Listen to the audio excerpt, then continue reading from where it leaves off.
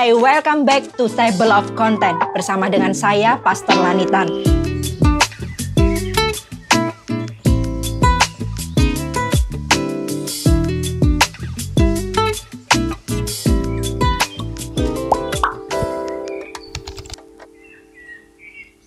ini kita akan sama-sama bahas tentang self-dilemma. Topiknya self-image wanita.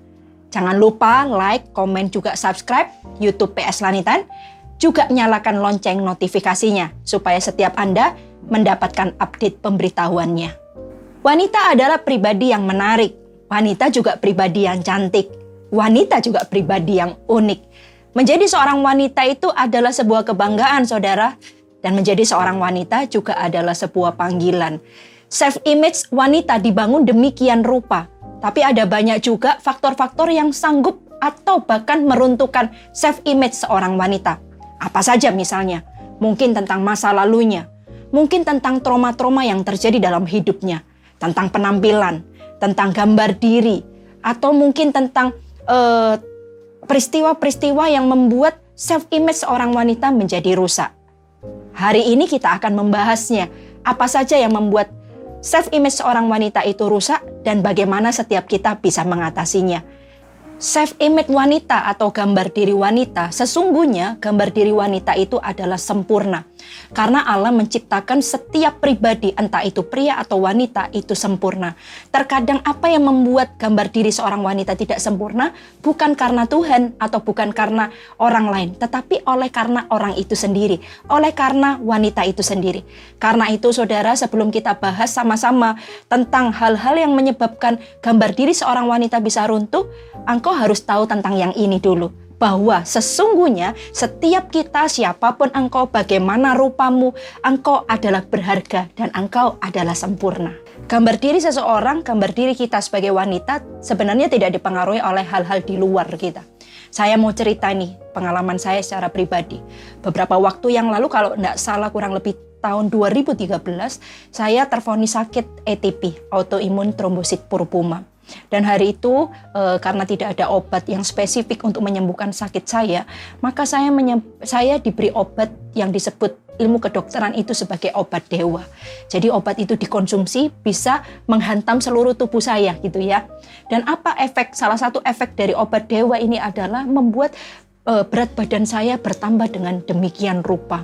Wajah saya menjadi moon face gitu ya. Jadi waktu itu ketika saya mengkonsumsi obat itu kurang lebih 13 bulan, badan saya begitu besar Bapak Ibu Saudara, berat saya 85 kilo sekian, membuat saya jujur kalau saya boleh katakan, saya tidak berani ketemu orang, bahkan lihat diri di kaca itu tidak berani, baju semua tidak ada yang muat gitu ya. Mau ketemu orang itu mikirnya ribuan kali. Padahal hari ini saya sebagai pastor, sebagai pendeta, saya harus ketemu dengan orang.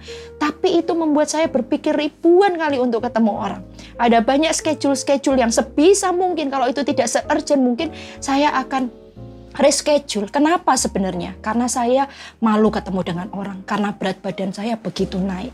Dan suatu ketika saya itu berdoa sama Tuhan. Tuhan, saya ngomong, bukankah Tuhan itu adalah Bapa yang baik? Dia itu seperti Papa buat saya. Saya bilang sama Tuhan, Tuhan saya ini malu. Saya malu dengan saya gitu ya. Dengan tubuh yang saya punya ini. Malu ketemu orang gini. Gimana Tuhan, saya punya tanggung jawab untuk menggembalakan orang. Untuk konseling dengan orang. Lalu gimana gitu ya, saya ngomong sama Tuhan, saya malu gitu.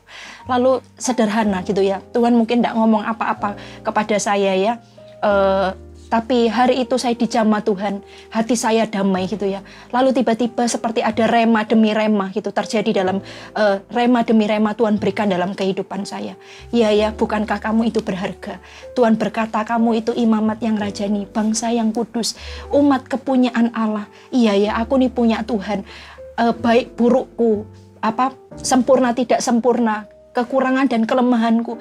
Bukankah aku ini disempurnakan seperti yang Tuhan mau? Bukankah aku ini sudah lunas dibayar sama Tuhan gitu ya?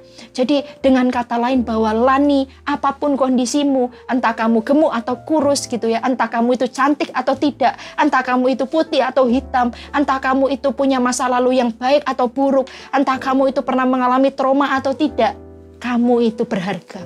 Dan itu cukup buat saya. Apa yang saya lakukan hari itu? Saya bangun dari tempat tidur saya. Saya mulai, biasanya kan wanita malas ya, mau make up gitu ya. Segala macamnya itu sudah malas gitu ya. Saya mulai bangun, saya mulai melakukan seperti yang semula saya lakukan. Saya mulai make up gitu ya. Saya mulai ketika ke kantor, saya mulai melakukan aktivitas seperti biasa. Dan dari situlah saya belajar satu hal, bahwa ternyata gambar wanita itu tidak dipengaruhi dengan apa yang kita punya, apa yang kita peroleh, atau segala sesuatu di luar kita. Gambar diri wanita itu dipengaruhi oleh diri kita sendiri. Dan ketahuilah satu hal bahwa, hei wanita, engkau berharga apapun kondisimu. Dan Allah sudah menciptakanmu, itu sempurna.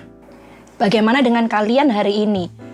Musim dalam kehidupan orang bisa berubah. Dulu masih single, langsing nih. Ketika sudah berumah tangga, wah kok jadi langsung gitu ya. Atau mungkin enggak tahu dengan kondisi dan situasi. Dulu mungkin Anda bisa beli ini, bisa beli itu. Hari ini mungkin Anda mengalami sebuah musim di mana itu dalam lembah mungkin. Engkau mengalami kekurangan. Ataukah mungkin mulai ada kerutan-kerutan, mulai ada yang namanya stress smart. Mulai ada yang namanya, kenapa ya kok aku enggak kayak dulu?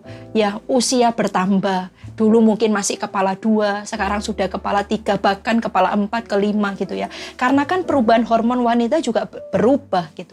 Apapun yang Anda alami, ini yang harus benar-benar ditanamkan di hati.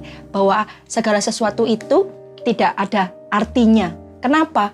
Karena Anda sudah diset oleh Tuhan dan Tuhan sudah menilai Anda itu adalah sempurna. Buat setiap Anda juga, mungkin saya juga merasa ada wanita-wanita yang kok mengalami trauma-trauma yang membuat engkau hari ini, engkau hidupmu itu tidak sepede yang dulu mungkin. Hari ini hidupmu seperti kayak dibelenggu gitu. Karena mungkin ya engkau mengalami trauma, maaf, engkau sudah melakukan hubungan suami istri sebelum menikah gitu ya, karena engkau diseret oleh pasanganmu mungkin, sehingga itu mengalami traumatis, sehingga engkau merasa bahwa dirimu tidak berharga, engkau seperti mungkin wanita murahan atau apapun juga. Dengar saya baik-baik, hari ini ada yang namanya pemulihan dari Tuhan gitu ya. Cukup mungkin untuk orang yang mengalami ini, engkau perlu datang kepada Tuhan, minta ampun dengan apa yang sudah terjadi dalam hidupmu, dan ketahuilah bahwa izinkan firman Tuhan itu bekerja di hidupmu, yaitu Tuhan berkata bahwa engkau itu berharga. Jangan menghukum diri, jangan menghakimi diri. Apa yang harus dilakukan saudara? Sederhana. Yang pertama, engkau harus menanamkan di hatimu bahwa engkau itu adalah berharga, ciptaan Allah yang mulia. Dari mana saya tahu itu semua? Baca firman Tuhan. Cari referensi-referensi ayat. Ada banyak ayat firman Tuhan berkata bahwa kita ini berharga, kita ini mulia. Lalu yang kedua adalah belajarlah menerima dirimu apa adanya. Apapun yang engkau punya hari ini, kekurangan apapun. Maaf, mungkin ada orang yang cacat bagian wajah. Mungkin engkau sumbing atau mungkin gigimu tidak sempurna. Belajarlah menerima itu semua. Tahukah engkau bahwa dalam ketidaksempurnaan itu Allah pun bisa sanggup bekerja. Ada banyak kesaksian di luar sana. Orang yang tidak sempurna malah hidupnya itu luar biasa. Menjadi inspirasi buat orang di luar sana. Bagaimana dengan Anda? Anda memilih terpuruk ataukah Anda memilih hidupmu menjadi inspirasi buat orang lain? Itu terjadi bukan karena apa yang Anda punya atau apa yang Anda alami. Itu terjadi karena dari diri Anda sendiri. Yang pertama adalah set hati bahwa Anda berharga dan mulia. Yang kedua adalah terima kelebihan dan kekuranganmu. Karena setiap kelebihan dan kekuranganmu itu pun berharga di mata Allah. Semoga pembicaraan kita hari ini menjadi berkat buat Anda semua. Jangan lupa beritahukan kepada teman, kerabat, saudara Anda semua bahwa ada yang namanya Table of Content membahas setiap nilai-nilai di dalam kehidupan sehari-hari. Sampai jumpa. Tuhan Yesus memberkati. Ada berbagai macam alasan mengapa pria tidak berfungsi sebagaimana mestinya. Mungkin faktor pertama adalah trauma. Mungkin dia mengalami kegagalan yang terus terjadi di dalam kehidupannya.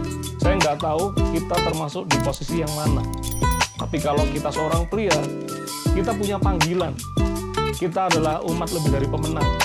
Kita adalah orang-orang yang seharusnya Tuhan itu sudah memberkati kita untuk menaklukkan apa yang ada di bumi ini.